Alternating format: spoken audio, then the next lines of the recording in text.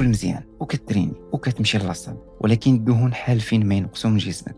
المشكل ممكن يكون في شي حوايج انت اصلا ما مدخلهمش في الحساب ديالك وماشي في الميتابوليزم ديالك، حيت الاغلبيه تيقولوا يمكن عندي مشكل في معدل الحرق ديالي. اول حاجه خصك تفهمها هي الانرجي بالانس. جسمك كيحرق الطاقه من بزاف ديال المصادر اللي من بينهم البازال ميتابوليك ريت، غتسمعوا بزاف في اختصار البي ام ار. ثانيا التيرميك افكت اوف فود، وهي الطاقه اللي كيحرق جسمك باش يهضم الماكله. عاد الاكزرسايز حتى هو كيحرق الطاقه. وواحد الحاجه اللي مهمه بزاف واللي هي ما يسمى بالنيت نون اكزرسايز اكتيفيتي ثيرموجينيسيس، وكيعني الطاقه اللي كتحرقها في الحركه اليوميه اللي ما كتعتبرش رياضه اصلا، بحال المشي، الوقوف، الحركه ديالك في الدار، الخدمه ايتترا. والابحاث كيبينوا باللي هذا النيت كيلعب دور كبير بزاف في تحديد واش غتحرق ولا لا. وللاسف واحد القضيه كتوقع للناس فاش كيوليو يترينيو، وهي انهم كيبقاو معتمدين غير على داك المجهود اللي كيديروا في لاصال صافي. يعني قبل كنتي كتوقف كتحرك كتمشى، وهذا الشيء في النهار كامل غيعاونك بواحد 400 حتى 500 كالوري ديال الحرق. فاش كتولي تريني اوتوماتيك كتنقص من النيت، والحصه ديال لاصال